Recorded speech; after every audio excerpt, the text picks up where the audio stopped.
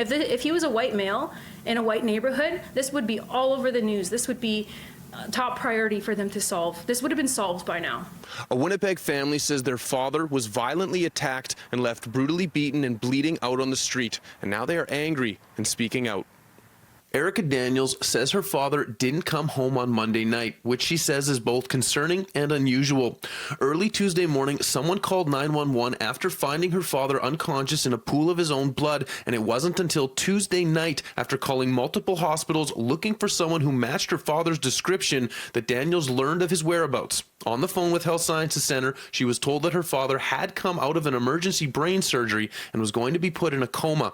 Daniels says she was upset that no first responders took the time to notify her or her family, but that quickly turned to anger after learning that 35 hours after the incident, Winnipeg police hadn't started investigating the attack.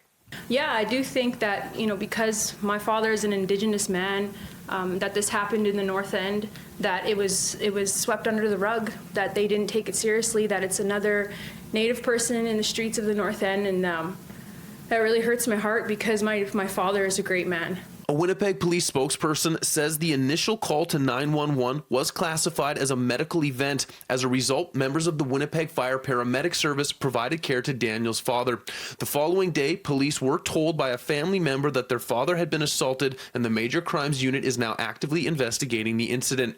Daniel says there is no excuse for this, and what happened to her family, she says, is a situation that highlights the terrible history in this country where Indigenous men and women go missing or end up murdered. She says her dad could have died. The fact that 911 was called, but there was no police involvement, it was a brutal attack. Like, he was lying in a pool of blood. This was a brutal attack. There should have been police involvement from the beginning.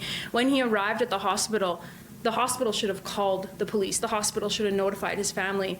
The ambulance should have notified the police. The police were not involved whatsoever, even though that this was a brutal attack and he was fighting for his life. City News reached out to the WRHA. A hospital spokesperson says they are looking into it and need more time to review and get back to us. We will update the story when that information becomes available.